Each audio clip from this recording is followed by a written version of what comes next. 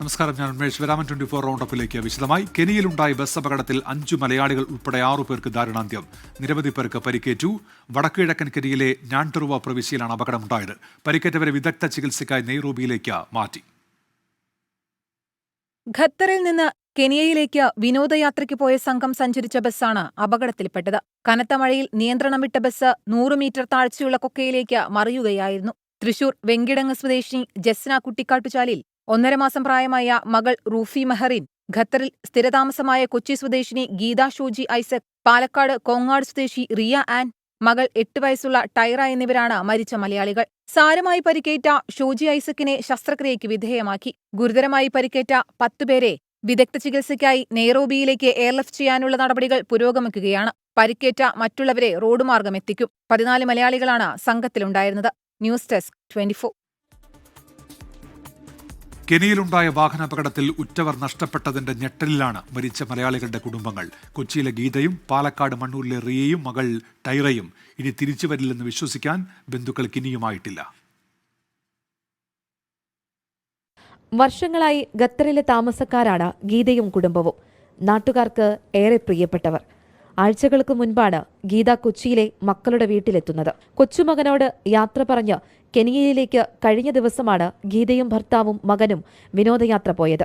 Actually mummy അവർ പറയുന്ന dead on the spot ആയിരുന്നു. Totally unexpected ആണ്. ഇപ്പോൾ പപ്പയും എൻ്റെ അനിയനും അവിടെ ഹോസ്പിറ്റലുണ്ട്. അവരാണെങ്കിൽ രണ്ടുപേർക്കും ഫ്രാക്ചേഴ്സ് ഉണ്ട്. നമ്മളെല്ലാം ആക്ച്വലി ഖത്തർ ബേസ്ഡ്. അപ്പം നമ്മൾ പുറത്താണ് വളർന്ന്. പപ്പയും മമ്മിയും ഇപ്പോഴും ഖത്തറിലാണ് ജോലി. എൻ്റെ അനിയനും ജോലി അവിടെ തന്നെയാണ്. അവർ ഈ ട്രിപ്പ് ഖത്തറിൽ നിന്ന് തന്നെയാണ് പോയത്, ഒരു ഗ്രൂപ്പ് ടൂറായിട്ട്. അപകടത്തിൽ ഭർത്താവിനും മകനും പരിക്കുപറ്റിയിട്ടുണ്ട്. നമുക്ക് ആദ്യം കിട്ടിയ ഒരു ഇൻഫർമേഷൻ ആണെങ്കിൽ ലേബിൾ മാത്രം സ്റ്റേബിൾ, പപ്പ മമ്മനെ കുറിച്ച് ഒരു ഐഡിയ ഇല്ല എന്നാണ്. അപ്പോൾ ആ ഏരിയ പേരും കൊണ്ട് നമ്മൾ ഗൂഗിളിൽ മൊത്തം സെർച്ച് ചെയ്തായിരുന്നു, ഹോസ്പിറ്റൽസ് അറൗണ്ട് ദ ഏരിയ. പിന്നെ നൈറ്റ് മൊത്തം എല്ലാ ഹോസ്പിറ്റലിലും വിളിച്ച് ഇതുപോലെ ഷോജി ഐസക് ഈ ഏജും ഗീത ഐസക് ഈ ഏജും ഉണ്ടോന്ന് ചോദിച്ചായിരുന്നു. റിയയും മകൾ ടൈറയും മരിച്ചതിന്റെ വിറങ്ങലിലാണ് പാലക്കാട് മണ്ണൂരുകാർ. 6 വർഷം മുൻപാണ് റിയ ഭർത്താവും കോയമ്പത്തൂർ സ്വദേശിയുമായ ജോയലിനൊപ്പം ഖത്തറിലേക്ക് പോയത്. അപകടത്തിൽ ജോയലിനും മകൻ ട്രാവിസിനും പരിക്കേറ്റിട്ടുണ്ട്. ഏതാണ്ട് ഒരു 3 ദിവസത്തിനകം തന്നെ ഇങ്ങോട്ട് മൃതദേഹം എത്തിക്കാനുള്ള സംവിധാനം നടന്നുകൊണ്ടിരിക്കുന്നു എന്നുള്ളതാണ് അറിയാൻ കഴിഞ്ഞത്. മരിച്ച റിയയുടെ ഭർത്താവും ഒരു കുട്ടിയും ഹോസ്പിറ്റലൈസേഷനാണ്. പക്ഷേ അപകടനില തരണം ചെയ്തു എന്നുള്ളതാണ് നമുക്കറിയാൻ കഴിഞ്ഞത്. ഇതുമായിട്ട് ബന്ധപ്പെട്ട് റിയയുടെ സഹോദരൻ അങ്ങോട്ട് തിരിച്ചിട്ടുണ്ട്. വളരെ വിഷമകരം ദാരുണമായ സംഭവമാണ് നടന്നത്. ഇന്നലെ വൈകുന്നേരം 6 മണിയോടുകൂടിയാണ് ഇവിടെ നാട്ടിൽ അല്ലെങ്കിൽ വീട്ടുകാരും അറിയുന്നത്.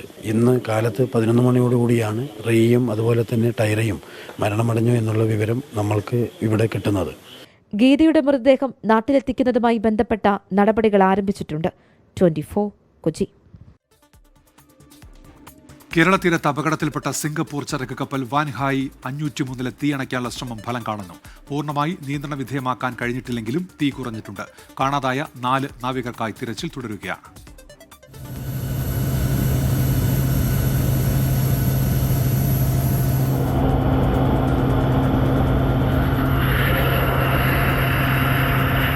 ആശ്വാസതീരം തൊട്ടില്ലെങ്കിലും പ്രതീക്ഷ നൽകുന്നതാണ് ഏറ്റവും ഒടുവിൽ കോസ്റ്റ് ഗാർഡ് പങ്കുവച്ച ദൃശ്യങ്ങൾ.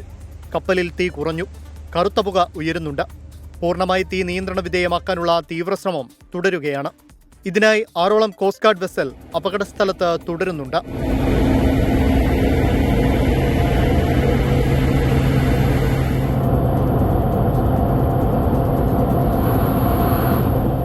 കപ്പൽ 15 ഡിഗ്രിയോളം ചരിഞ്ഞത് ആശങ്ക വർദ്ധിപ്പിച്ചിട്ടുണ്ട്. പൂർണ്ണമായും കപ്പൽ മുങ്ങാതിരിക്കാനുള്ള നടപടികളാണ് നേവിയും കോസ്റ്റ് ഗാർഡും ചെയ്യുന്നത്. എന്ത് തരത്തിൽ കൊണ്ടാണ് ഈ അപകടം ഉണ്ടായത്? അത് ഹ്യൂമൻ എറർ ആണോ, അല്ല നാച്ചുറൽ കലാമിറ്റി ആണോ, അതല്ലോ ടെക്നിക്കൽ പ്രോബ്ലം ആണോ, എന്ത് തരത്തിലുള്ളതാണെന്ന് അവർ കണ്ടെത്തിയിട്ട് അത്തരം കാര്യങ്ങൾ ആവർത്തിച്ച് ഇത്തരം നഷ്ടം ഉണ്ടാവാതിരിക്കാൻ നടപടികൾ കപ്പൽ കമ്പനികൾ കൈക്കൊള്ളണം. കപ്പലിൽ നിന്ന് രക്ഷപ്പെട്ടെത്തിയ നാവികരിൽ 6 പേർ ആശുപത്രിയിൽ തുടരുന്നുണ്ട്. ഇതിൽ 2 പേരുടെ നില ഗുരുതരമാണ്. 24 കൊച്ചി. കത്തുന്ന കപ്പലിൽ നിന്നുള്ള കണ്ടെയ്നറുകൾ കടലിൽ പതിച്ചതോടെ തീരദേശത്ത് വീണ്ടും ആശങ്ക. കണ്ടെയ്നറുകൾ തെക്ക് കിഴക്കൻ തീരപ്രദേശങ്ങളിൽ ഒഴുകിയെത്താനാണ് സാധ്യത. ഔദ്യോഗിക അറിയിപ്പ് ലഭിച്ചാൽ ജാഗ്രതാ നടപടികൾ ആരംഭിക്കുമെന്ന് സംസ്ഥാന ദുരന്ത നിവാരണ അതോറിറ്റി അറിയിച്ചു. കേരള തീരത്ത് 3 ആഴ്ചക്കിടെ 2ാമത്തെ കപ്പൽ അപകടം. രാസവസ്തുക്കൾ അടങ്ങിയ നിരവധി കണ്ടെയ്നറുകളാണ് ഇത്തവണയും കടലിൽ പതിച്ചത്. കടൽ വെള്ളത്തിൽ കലർന്നാൽ ഗുരുതര പ്രശ്നങ്ങൾ ഉണ്ടാകാൻ സാധ്യതയുള്ള രാസവസ്തുക്കളാണ് കണ്ടെയ്നറുകളിൽ ഉള്ളതെന്നാണ് വിവരം. ആശങ്കപ്പെടേണ്ട സാഹചര്യമില്ലെന്ന് അധികൃതർ പറഞ്ഞാലും തീരപ്രദേശത്തുള്ളവർ ഭയപ്പാടിലാണ്. അതിൻ്റെ അകത്ത് അപകടകരമായ രാസവസ്തുക്കൾ ഉണ്ടെങ്കിൽ ജനങ്ങളത് മത്സ്യം ഭക്ഷിക്കുന്ന കാര്യത്തിൽ വളരെ പിറകോട്ട് പോകും.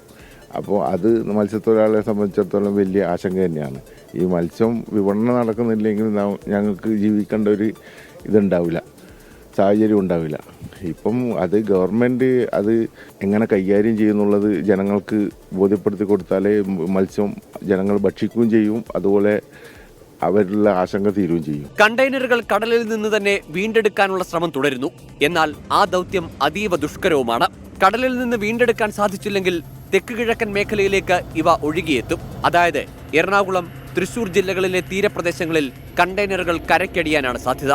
ഇത് തെക്കൻ ജില്ല, പ്രത്യേകിച്ച് മധ്യ കേരളം തെക്കൻ ജില്ല, അതായത് പറയുകയാണെങ്കിൽ നമുക്ക് തൃശ്ശൂർ, എറണാകുളം ജില്ലയുടെ തീരപ്രദേശങ്ങളിലേക്ക് ഈ കണ്ടെയ്നറുകൾ എത്തിച്ചേരാനുള്ള സാധ്യത തള്ളിക്കളയാൻ പറ്റില്ല.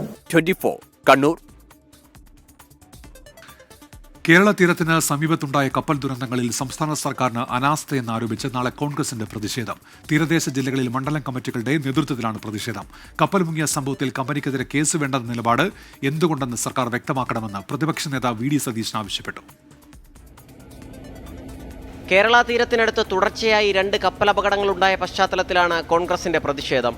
തുടർച്ചയായി ഉണ്ടാകുന്ന അപകടങ്ങളിൽ ദുരൂഹതയുണ്ടെന്നാണ് കോൺഗ്രസ് നിലപാട്. സർക്കാർ ഈ വിഷയത്തെ ഗൗരവത്തിൽ കാണാത്തതിലാണ് കോൺഗ്രസിന്റെ പ്രതിഷേധം. MSC എൽസ3 കമ്പനിക്കെതിരെ ക്രിമിനൽ കേസ് എടുക്കേണ്ടെന്ന തീരുമാനത്തെ ചോദ്യം ചെയ്ത് കോൺഗ്രസ് രംഗത്തെത്തി. എന്തുകൊണ്ടാണ് മുഖ്യമന്ത്രിയും ചീഫ് സെക്രട്ടറിയും ഈ കമ്പനിക്കെതിരായി കേസ് കൊടുക്കേണ്ട എന്ന നിലപാട് സ്വീകരിച്ചെന്ന് വ്യക്തമാക്കണം. എന്തുകൊണ്ടാണ് സർക്കാർ അങ്ങനെ ഒരു തീരുമാനം എടുത്തത് എന്ന് വ്യക്തമാക്കണം. തീരദേശ ജില്ലകളിൽ മണ്ഡലം കമ്മിറ്റികളുടെ നേതൃത്വത്തിൽ നാളെ പ്രതിഷേധ പ്രകടനം നടത്തും. കൊച്ചി കപ്പലപകടത്തിൽ സുരക്ഷ സംബന്ധിച്ച് കേന്ദ്ര സർക്കാർ പരിശോധന നടത്തുമെന്ന് കേന്ദ്രമന്ത്രി സുരേഷ് ഗോപി വ്യക്തമാക്കി. കമ്പനിക്കെതിരെ കേസ് വേണ്ടെന്ന തീരുമാനത്തെക്കുറിച്ചുള്ള ചോദ്യത്തിന് സുരേഷ് ഗോപിയുടെ മറുപടി ഇങ്ങനെ: ആശങ്കയ്ക്ക് വകയുണ്ടെന്നാണ് അത്രയും എനിക്ക് പറയാൻ പറ്റൂ. ഇല്ലെങ്കിൽ അതൊരു രാഷ്ട്രീയ വിമർശനമായി തീരും. അത് ഇന്നലെ മാത്രമാണ് അങ്ങനെ കേസ് വേണ്ട, അതിന് പാരിതോഷികമോ എന്താണ് അതിന് പരിഹാരം ആയി പെനൽറ്റിയോ മതിയെന്ന് അങ്ങനെ എന്തോ ആണ് വന്നിരിക്കുന്നത് അല്ലേ. കേന്ദ്ര സർക്കാരിന് ഇതിനകത്ത് ഒരു പെനട്രേഷണൽ പവർ എന്ന് പറയുന്നത് അത് കേരള സർക്കാരുമായി ആലോചിച്ച് തീരുമാനിക്കും. അതാണ് അതിന്റെ വഴി. തീരദേശ മേഖല കേന്ദ്രീകരിച്ച് സർക്കാരിനെതിരെ പ്രചരണം ശക്തമാക്കാനാണ് പ്രതിപക്ഷത്തിന്റെ തീരുമാനം. 24 തിരുവനന്തപുരം. പോരാട്ടച്ചൂടിൽ നിലമ്പൂർ.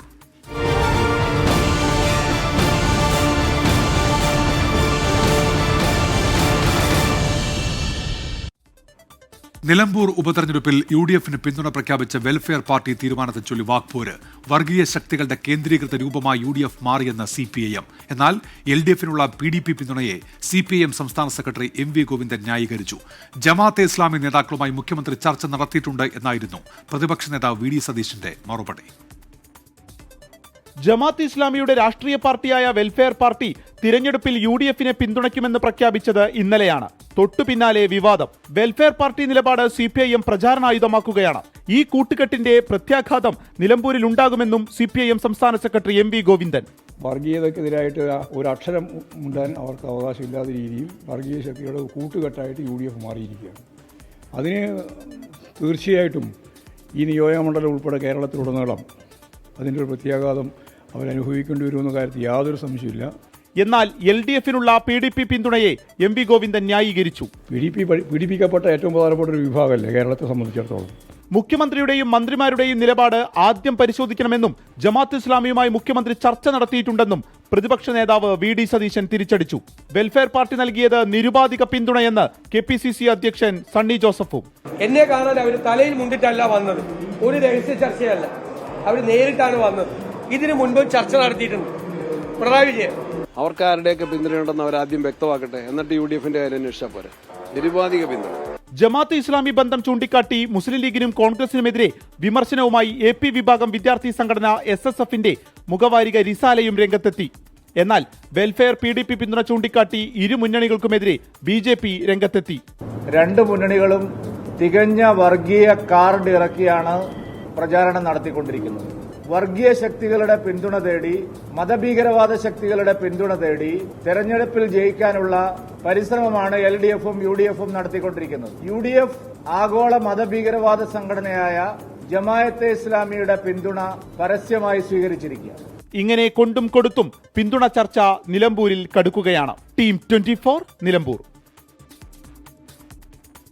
അഖില ഭാരത ഹിന്ദു മഹാസഭ LDFന് പിന്തുണ പ്രഖ്യാപിച്ചത് A. വിജയരാഘവനുമായുള്ള കൂടിക്കാഴ്ചയ്ക്ക് ശേഷമെന്ന അവകാശവാദവുമായി സംഘടന. കഴിഞ്ഞ ദിവസമാണ് CPIM പൊളിറ്റ് ബ്യൂറോ അംഗം A. വിജയരാഘവനുമായി കൂടിക്കാഴ്ച നടത്തിയത് എന്ന് അഖില ഭാരത ഹിന്ദു മഹാസഭ സംസ്ഥാന പ്രസിഡന്റ് ദത്താത്രേയ സായി സ്വരൂപ് നാഥ് 24നോട് പറഞ്ഞു. കൂടിക്കാഴ്ചയ്ക്ക് ശേഷം പകർത്തിയ ചിത്രം 24ന് ലഭിച്ചു. തെരഞ്ഞെടുപ്പ് കാലത്ത് പലരും ഓഫീസിൽ വരുമെന്നായിരുന്നു A. വിജയരാഘവന്റെ മറുപടി. കഴിഞ്ഞ ദിവസമാണ് അഖില ഭാരത ഹിന്ദു മഹാസഭ LDFന് പിന്തുണ പ്രഖ്യാപിച്ചത്. സംഘടനയെക്കുറിച്ച് അറിയുക പോലുമില്ലെന്നായിരുന്നു CPIM സംസ്ഥാന സെക്രട്ടറി MV ഗോവിന്ദന്റെ വാദം. എന്നാൽ A. വിജയരാഘവനുമായുള്ള കൂടിക്കാഴ്ചയ്ക്ക് ശേഷമാണ് LDFന് പിന്തുണ പ്രഖ്യാപിച്ചതെന്ന് അഖില ഭാരത ഹിന്ദു മഹാസഭ സംസ്ഥാന പ്രസിഡന്റ് ദത്താത്രേയ സായി സ്വരൂപ് നാഥ് 24നോട് പറഞ്ഞു. നേരത്തെ കോടിയേരി ബാലകൃഷ്ണനുമായിട്ട് ചർച്ച നടത്തി തന്നെയായിരുന്നു വട്ടിയൂർക്കാവ് മുതൽ ഇങ്ങോട്ട് ഇലക്ഷനിൽ വന്നത്. ഇപ്പോൾ ഇന്നലെ അവിടെ നമ്മുടെ വിജയരാഘവൻ സഹായിട്ട് ചർച്ച നടത്തിയിരുന്നു. കാര്യങ്ങളെല്ലാം അവിടെ നിന്ന് തന്നെയായിരുന്നു. അവിടെ ഇന്നലെ പത്രസമ്മേളനം ചെയ്തിരുന്നു. ഒന്നിച്ചു നിൽക്കുന്ന ചിത്രം കൂടി പുറത്തു വന്നതോടെ CPIM നേതാവ് A. വിജയരാഘവന്റെ പ്രതിരോധം ഇങ്ങനെ. തെരഞ്ഞെടുപ്പ് ഓഫീസിൽ പലരും വരും. അതിപ്പോൾ കാവ്യെടുത്തവർ വരും, പള്ളിയിലച്ചന്മാർ വരും, മൗലവി വന്നിരുന്നു അവിടെ. അതിങ്ങനെ സാധാരണ തെരഞ്ഞെടുപ്പ് കമ്മിറ്റി ഓഫീസിൽ ആൾക്കാർ വരില്ലേ, അത് വരികയും ഞങ്ങളോട് സംസാരിക്കുകയും ചെയ്യും. അത് ഓഫീസിൽ വരുന്ന ആൾക്കാർ നമ്മൾ പുറത്തിറക്കി വിടാൻ പറ്റില്ല. A. വിജയരാഘവൻ മണ്ഡലത്തിലുള്ളത് തങ്ങളുടെ ഭൂരിപക്ഷം കൂടാൻ കാരണമാകുമെന്നായിരുന്നു കോൺഗ്രസ് നേതാവ് K. മുരളീധരന്റെ പരിഹാസം. ഒരു സംഭവം നടക്കുമ്പോൾ അന്വേഷിക്കേണ്ട ചുമതല ഗവൺമെന്റാണ്, അതല്ലാതെ വിടുവായുത്തം പറയരുത്. പിന്നെ വിജയരാഘവൻ പലതും പറയും. വിജയരാഘവൻ ഈ കോൺസ്റ്റിറ്റ്യുവൻസിയിൽ തന്നെ ഉള്ളതാണ് ഞങ്ങളുടെ ഭൂരിപക്ഷം വർദ്ധിക്കാനുള്ള ഏറ്റവും വലിയ സാഹചര്യം ഉണ്ടാക്കുക. അത് ഇവിടെ തന്നെ ഉണ്ടാവണമെന്നാണ് ഞങ്ങൾക്ക് പറയാണ്.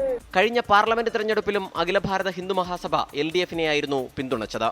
24 തിരുവനന്തപുരം. ബഹിരാകാശത്തേക്കുള്ള ഇന്ത്യൻ സ്വപ്നത്തിന് ദൂരം കുറയുന്നു. ഇന്ത്യൻ ബഹിരാകാശ സഞ്ചാരി ശുഭാൻശു ശുക്ല ഉൾപ്പെട്ട ആക്സിയം 4 ദൗത്യം ഇന്ത്യൻ സമയം നാളെ വൈകിട്ട് 5:30-ക്കാണ്. 1984-ൽ രാകേഷ് ശർമ്മയ്ക്ക് ശേഷം ബഹിരാകാശത്തേക്ക് പറക്കുന്ന ഇന്ത്യക്കാരനാണ് Shubhanshu Shukla.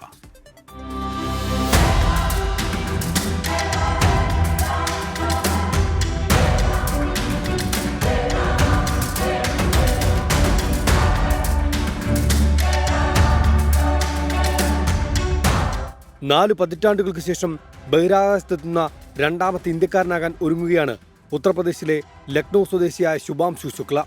NASA, ISRO, axiom space എന്നിവയുടെ സംയുക്ത ദൗത്യമാണിത്. നാസയുടെ കെനഡി സ്പേസ് സെന്ററിൽ നിന്നാണ് വിക്ഷേപണം. 14 ദിവസം ശുഭാംശു ശുക്ല ബഹിരാകാശ നിലയത്തിലുണ്ടാകും. ഇന്ത്യയുടെ ഗഗൻയാൻ, ഭാരതീയ അന്തരീക്ഷ സ്റ്റേഷൻ ദൗത്യങ്ങളിൽ വൈദഗ്ധ്യം നേടാനുള്ള അവസരമായാണ് ISRO ശുഭാംശുവിന്റെ യാത്രയെ കാണുന്നത്. ഗഗൻയാൻ ദൗത്യത്തിനുള്ള പരിശീലനം പൂർത്തിയാക്കാൻ അമേരിക്കയുമായി ധാരണയിലെത്തിയ പ്രകാരമാണ് ഈ ദൗത്യം. ഗഗൻയാൻ യാത്രികരിൽ 4 പേരിൽ ഒരാളാണ് ശുഭാംശു. ഇന്ത്യൻ വ്യോമസേന ഗ്രൂപ്പ് ക്യാപ്റ്റനായ ശുഭാംശുവിനെ 2019-ലാണ് ISRO ബഹിരാകാശ യാത്രാ പരിശീലനത്തിനായി തെരഞ്ഞെടുത്തത്. ഫൈറ്റർ പൈലറ്റായി 2006-ലാണ് ശുഭാംശു ഇന്ത്യൻ വ്യോമസേനയിൽ ചേർന്നത്. മിഗ്, സുഖോയ്, ഡോണിയർ തുടങ്ങിയ വിമാനങ്ങൾ പറത്തുന്നതിൽ വിദഗ്ധൻ. 715 കോടി രൂപയാണ് ശുഭാംശുവിന്റെ യാത്രയ്ക്കായി ഇന്ത്യ ചെലവിടുന്നത്. News desk 24 big impact. കേരളത്തിലെ രാസലഹരി കേന്ദ്രങ്ങളെക്കുറിച്ചുള്ള 24 റിപ്പോർട്ടിന്റെ അടിസ്ഥാനത്തിൽ അടിയന്തര യോഗം വിളിച്ചു മുഖ്യമന്ത്രി. ഈ മാസം 23 രാവിലെ 11:30-ക്കാണ് യോഗം. ചീഫ് സെക്രട്ടറി, സംസ്ഥാന പോലീസ് മേധാവി, എക്സൈസ് കമ്മീഷണർ എന്നിവർ യോഗത്തിൽ പങ്കെടുക്കും. ലഹരിക്കും അക്രമത്തിനുമെതിരെ 24 chief editor R. Sreekandan Nair നടത്തിയ കേരള യാത്രയിൽ കണ്ടെത്തിയ വിവരങ്ങളാണ് സമഗ്ര റിപ്പോർട്ടായി മുഖ്യമന്ത്രിക്ക് കൈമാറിയത്. അരുത് അക്രമം, അരുത് ലഹരി, അരുതരുതരുത വിവേകം, അരുത് അക്രമം, അരുത് ലഹരി, അണിചേരുക നാം ഒന്നായി. അരുത് ലഹരി, അരുതക്രമം എന്ന മുദ്രാവാക്യമുയർത്തിയാണ് മാധ്യമ ജീവിതത്തിന്റെ 40-ാം വർഷം ആഘോഷങ്ങൾ മാറ്റിവെച്ച് 24 chief editor R. Sreekandan Nair ജനകീയ യാത്ര നടത്തിയത്. ലഹരി കേന്ദ്രങ്ങളെയും ലഹരി തകർത്ത ജീവിതങ്ങളെയും തുറന്നുകാട്ടി യാത്രയിൽ 10,000-ങ്ങളാണ് നേരിട്ട് പങ്കെടുത്തത്. തിരുവനന്തപുരം മുതൽ കാസർഗോഡ് വരെ 1 മാസം നീണ്ട യാത്രയിൽ നിന്ന് ലഭിച്ച വിവരങ്ങളാണ് മുഖ്യമന്ത്രിക്ക് റിപ്പോർട്ടായി SKNും 24 ടീമും നൽകിയത്.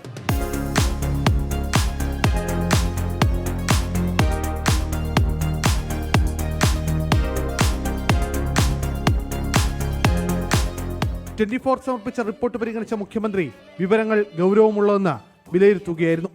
തുടർന്നാണ് ചീഫ് സെക്രട്ടറിയും സംസ്ഥാന പോലീസ് മേധാവിയും എക്സൈസ് കമ്മീഷണറും ഉൾപ്പെടെയുള്ളവരുടെ ഉന്നതതല യോഗം മുഖ്യമന്ത്രി വിളിച്ചു ചേർത്തത്.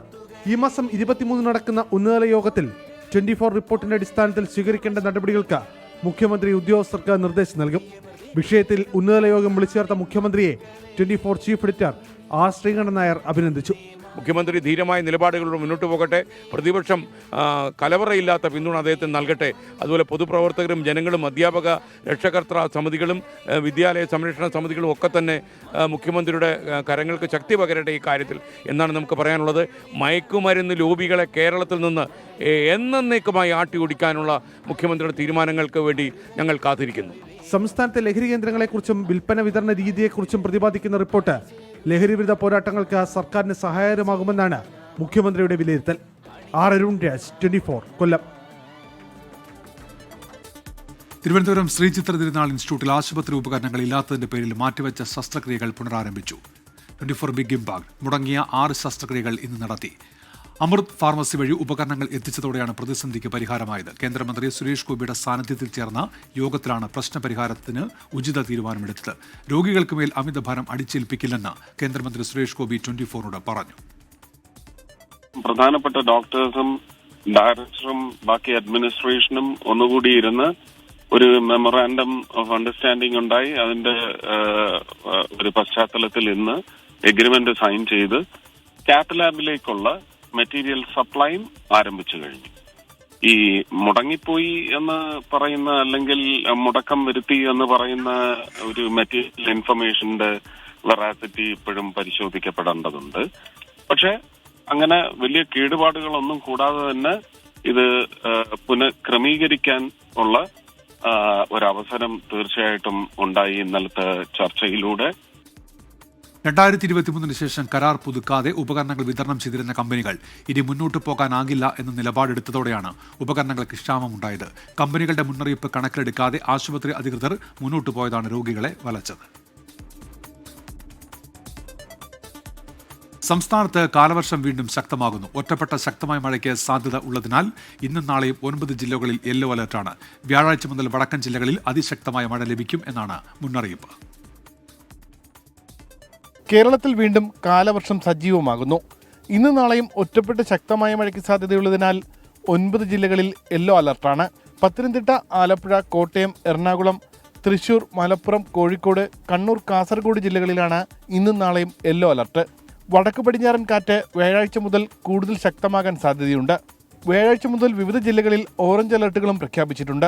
ശനിയാഴ്ച കണ്ണൂർ, കാസർഗോഡ് ജില്ലകളിൽ അതിതീവ്ര മഴ മുന്നറിയിപ്പുമുണ്ട്. വടക്ക് പടിഞ്ഞാറൻ ബംഗാൾ ഉൾക്കടൽ, അതിനോട് ചേർന്നുള്ള ഒഡീഷ വടക്കൻ തീരം, ഗംഗാതട, പശ്ചിമ ബംഗാൾ എന്നിവിടങ്ങളിൽ മുകളിലായി ചക്രവാത ചുഴി സ്ഥിതി ചെയ്യുന്നു. ശനിയാഴ്ച കേരളത്തിന് മുകളിൽ മണിക്കൂറിൽ പരമാവധി 50 മുതൽ 60 കിലോമീറ്റർ വരെ വേഗത്തിൽ കാറ്റ് ശക്തമാകുമെന്നും കേന്ദ്ര കാലാവസ്ഥാ വകുപ്പ് മുന്നറിയിപ്പ് നൽകുന്നു. 24 തിരുവനന്തപുരം. വേടന്റെ പാട്ട് കാലിക്കറ്റ് സർവകലാശാലയിൽ പാഠ്യവിഷയമാക്കി. അമേരിക്കൻ റാപ്പ് സംഗീതവും മലയാളം റാപ്പ് സംഗീതവും തമ്മിലുള്ള താരതമ്യ പഠനം എന്ന നിലയ്ക്കാണ് വേടന്റെ പാട്ട് സിലബസിൽ ഇടം പിടിച്ചത്.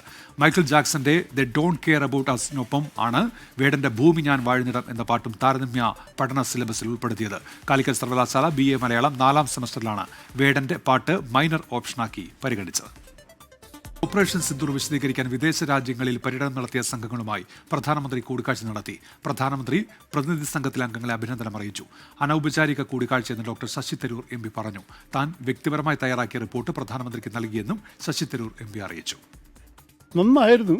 10-40 ആൾക്കാരുണ്ടായിരുന്നു. എല്ലാ ഡെലിഗേഷൻ അംഗങ്ങളുണ്ടായിരുന്നു. ഞങ്ങളോടൊക്കെ സംസാരിച്ചു. അങ്ങനെ ഒരു അവസരമായിരുന്നു. പക്ഷേ ഇതൊരു സോഷ്യൽ ഒക്കേഷൻ, ഒരു ഫോർമൽ മീറ്റിംഗ് ആയിട്ട് കാണരുത്. എല്ലാവർക്കും നന്ദി പറയാനാണ് അദ്ദേഹം ഞങ്ങളെ ക്ഷണിച്ചത്. ഞാൻ എൻ്റെ റിപ്പോർട്ടും കൊടുത്തു. എൻ്റെ അറിവിൽ 2-3 ഡെലിഗേഷൻസ് ഇതുപോലെ റിപ്പോർട്ട് കൊടുത്തിട്ടുണ്ടെന്ന്. പക്ഷേ അതിനെക്കുറിച്ച് സംസാരിക്കാനൊരു അവസരമായിരുന്നില്ല അത്. അദ്ദേഹം വായിച്ചു നോക്കട്ടെ. എല്ലാവരും അദ്ദേഹത്തോട് പറഞ്ഞത് എല്ലാ രാജ്യത്തിലും ആൾക്കാർക്ക് ഇഷ്ടപ്പെട്ടു ഈ ജനപ്രതിനിധികളെ ഇങ്ങനെ അയക്കുന്നത്. അത് ഇനിയും ഭാവിയിൽ ചെയ്യണം എന്ന് പറഞ്ഞപ്പോൾ അദ്ദേഹം പറഞ്ഞു, സമ്മതിച്ചു. ലോകകപ്പ് യോഗ്യതാ മത്സരങ്ങളിൽ 16ാം റൗണ്ട് പോരാട്ടത്തിന് അർജന്റീനയും ബ്രസീലും കളത്തിലേക്ക്. ഇന്ത്യൻ സമയം നാളെ പുലർച്ചെ 5:30 നടക്കുന്ന മത്സരത്തിൽ കൊളംബിയയാണ് അർജന്റീനയുടെ എതിരാളികൾ. ബ്രസീൽ രാവിലെ 6:15 പരാഗ്വയെ നേരിടും.